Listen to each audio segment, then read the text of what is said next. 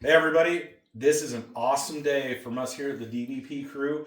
We have something pretty cool to share with you. We have one of three guns that I would almost be willing to just steal from you. That's okay. However, only from you, from no one else. But this is a bucket list gun. Absolutely. This is huge. We have here none other than the 1903 A3. This is a Remington, so it's not the Springfield. It's not the original Springfield. However, Remington is up there with the Springfield models. Very sought after, just an awesome piece of history. Remington and Smith and Cornelia, or Cornea is what it's. I can't remember how to pronounce that one. Smith and someone correct us on that. Smith and something produced those during World War II. We know from the serial number this one was produced in February of 1943. Yep. It did see action in World War II, and it has the scars and the rusting and just everything you would want from a historical piece. Absolutely. And it has the flaming bomb insignia, so we know that it was actually issued and deployed. Yep. And we're going to clear it. Let's clear it. We got to be safe. Show you all that it's empty. There's nothing in there. This is one that the bottom plate doesn't drop out of. Nope. However, I got to tell the story here, guys. This is what's so cool about this particular rifle. And I was so mad about this.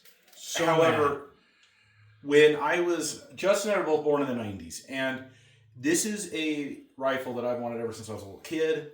Because of the OG Medal of Honor and the OG Call of Duty back on the PC...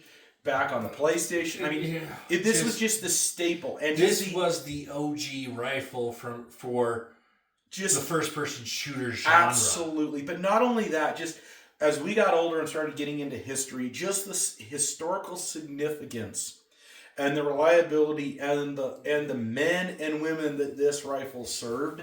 Oh, yeah. It was is unfathomable. It started in video games. I'll agree with you there. Yep. And then... it progressed as I got older. I got more and more into history. You got more and more into history. This is before we knew each other. We got more and more into history. World War II happens to be one of our favorite eras that you and I love to discuss with each other because we both love that era, and the amount of politics and the weapons and just everything that happened in that area was amazing. But this was the United States outside of the M1 Garand. This was the standard issue. At the beginning of the war, the 1903 A3 was the standard issue rifle. Mm-hmm. The 1903 A4, which is the sniper variant, kind of became a more specialized. Correct. It was more of like an ops specialist. And the M1 Garand kind of took over the role as the standard issue rifle, and then followed by the M1 Carbine. Which was the paratroopers. Which was the paratrooper version. It was much shorter, but still used a 30 caliber round.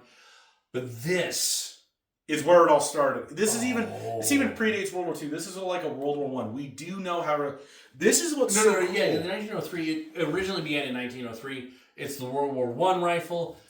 And it was used all the way through the Korean War. It's what earned the Marines the name Devil Dogs. Absolutely. But the 1903 is just an amazing, iconic piece of American firearm history. Absolutely.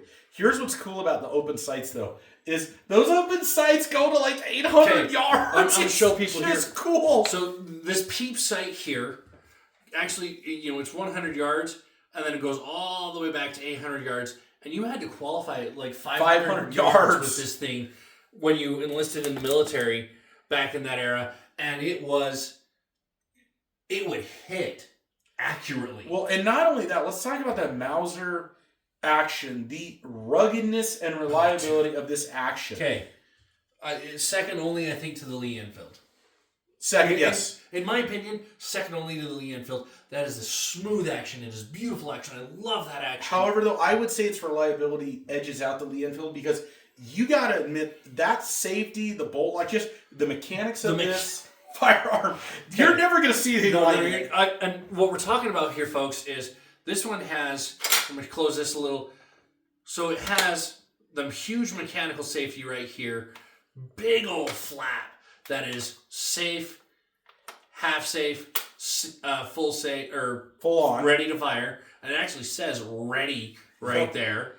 And then the bolt lock that he's talking about is on the other side here. Flash the camera. You're not supposed to do that. I was above the camera. You're good. But, you could flip that up, and then you could pull the bolt back just enough. Full bolt lock. It can't go forward unless you depress it. And then you had your release of the bolt, and then locked in firing mode. Correct. And so this has one of the most robust safeties I've ever seen. The best bolt lock I've ever... And here's the thing. What I got this for... I'm not going to say what I paid for this. However, all original... Remington, people are going to be so mad. All beautiful. The pictures didn't do it justice when I got it. No. And when I picked it up in person, I was just like, this is so beautiful. Love it. The pictures, the way that the light reflected on the pictures made this thing look more beat up than it is. It's not beat up. I mean, it's got some rust, some oxidation. However, that's a 70-year-old firearm. I mean, holy crap, what do you expect? It's 70 years old. It saw combat. Yes. It went overseas. It's been used. It came back. And just survived. And it survived. And so oxidation is absolutely expected. But the oxidation is minimal on this thing. It's restricted to the outer parts of the trigger guard, our iron bands here. We got a little bit on the front side. On the front post, but not much. It's just... But everything else it was well taken care of. And so I can't complain about the condition of this gun at all. Nope.